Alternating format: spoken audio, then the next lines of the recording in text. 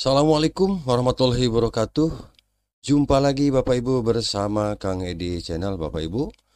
Bagi yang baru menemukan channel ini, selamat bergabung Bapak Ibu dan silahkan di-subscribe bagi yang belum tentunya. Dan saya ucapkan terima kasih juga kepada teman-teman yang baru saja manteng terus ya di Kang Edi Channel ini Bapak Ibu. Izinkan kali ini saya akan coba untuk memberikan informasi kembali kepada Bapak dan Ibu dengan judul Bapak Ibu, mengapa kepala sekolah harus ikut calon guru penggerak? Artinya kepala sekolah yang memang sudah dilantik, baru-baru saja banyak kepala sekolah yang sudah dilantik, tetapi eh, diminta untuk ikut seleksi ya calon guru penggerak. Bapak Ibu, kemarin tanggal 14 Agustus ya 2022, Kementerian Pendidikan dan Kebudayaan, Riset dan Teknologi itu mengeluarkan surat terkait dengan rekrutmen calon guru penggerak angkatan 8 ya. Ini maraton Bapak Ibu. Jadi sekaligus ini bersamaan angkatan 8, angkatan 9 dan angkatan 10. Ini luar biasa Bapak Ibu. Coba kita lihat suratnya yang baru saja dikeluarkan oleh kementerian yang ditandatangani tanggal 14 Agustus yang dikeluarkan tanggal 14 Agustus tahun 2022, di mana surat ini ditujukan kepada seluruh kepala dinas pendidikan provinsi, kemudian kepala dinas pendidikan kabupaten kota di seluruh Indonesia Bapak Ibu.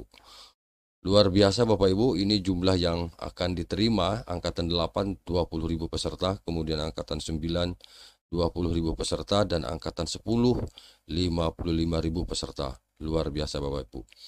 Tetapi Bapak Ibu untuk calon guru penggerak kali ini ada berbeda dengan rekrutmen calon guru penggerak sebelumnya, di mana untuk yang sekarang Bapak Ibu ini bahwa peserta dan peserta atau calon guru penggerak ini diantaranya adalah kepala sekolah yang belum memiliki nomor registrasi kepala sekolah atau NRKS ya, berstatus definitif dari ASN maupun non ASN, baik dari sekolah negeri maupun sekolah swasta pada satuan pendidikan formal, baik itu jenjang TK, SD, SMP, SMA, SMK, dan SLB. Ini luar biasa Bapak Ibu, ini kesempatan baik sebenarnya bagi Bapak Ibu dan guru, terutama bagi teman-teman kepala sekolah yang memang belum memiliki NRKS Bapak Ibu. Oke, jadi ini pendaftarannya cukup panjang Bapak Ibu. Jadi pendaftaran nanti akan dibuka dari tanggal 1 sampai tanggal 30 September ya 2022. Jadi ada kesempatan kurang lebih ya sekitar 3 mingguan lagi Bapak Ibu untuk pendaftaran calon guru penggerak. Nah, pertanyaannya sekarang Bapak Ibu, kita kembali ke sini. Pertanyaannya sekarang, mengapa kepala sekolah harus ikut ya calon guru penggerak?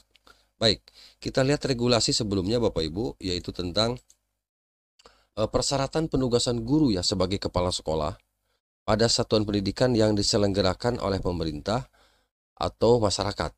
Baik, di persyaratan ini Bapak Ibu di pasal 2, bahwa untuk guru yang diberikan penugasan kepala sekolah harus memenuhi persyaratan sebagai berikut.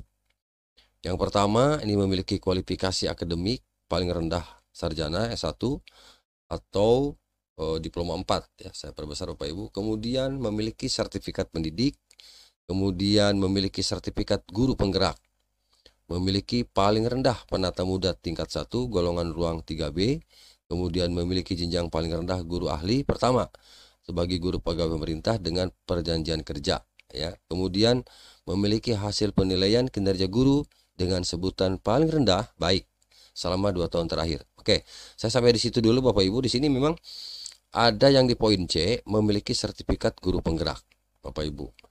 Kalau untuk yang B, memiliki sertifikat pendidik, saya pikir semua kepala sekolah yang diangkat tentu ini sudah harus memiliki sertifikat pendidik. Tetapi tidak semua kepala sekolah yang diangkat itu memiliki sertifikat guru penggerak Bapak Ibu. Itu. Nah, kita lihat coba Bapak Ibu di slide sebelumnya kita lihat Bapak Ibu ya. Di sini Bapak Ibu di pasal 2 ya. Ini masih Permendikbud 40 Bapak Ibu. Di pasal 2 ayat 1, guru yang diberikan penugasan kepala sekolah harus memenuhi persyaratan berikut seperti yang saya tadi bacakan tadi. Nah, di pasal 4-nya Bapak Ibu, dalam hal jumlah guru yang memiliki sertifikat calon kepala sekolah atau sertifikat guru penggerak di wilayahnya tidak mencukupi, artinya baik guru maupun kepala sekolah ya, atau maaf, guru yang memiliki sertifikat calon kepala sekolah atau sertifikat guru penggerak di wilayah tercukup, artinya sudah habis, sudah diangkat. Nah, maka pemerintah daerah dapat menugaskan guru sebagai kepala sekolah dari guru yang belum memiliki sertifikat calon kepala sekolah atau sertifikat guru penggerak. Artinya ketika di satu wilayah, di satu daerah, di satu kabupaten kota, guru penggeraknya sudah tidak tersedia, ya sudah habis, atau tidak memiliki guru-guru penggerak yang memiliki sertifikat guru penggerak, tetapi lowongan atau formasi untuk kepala sekolah masih banyak, maka pemerintah daerah boleh mengangkat kepala sekolah dari guru-guru atau kepala sekolah yang memang belum memiliki sertifikat guru penggerak. Nah, tetapi Bapak Ibu ini di pasal 4 ya, ayat 1. Di ayat 2-nya Bapak Ibu, penugasan guru sebagai kepala sekolah sebagaimana dimaksud pada ayat 1 dilakukan sampai dengan adanya guru yang memiliki sertifikat guru penggerak.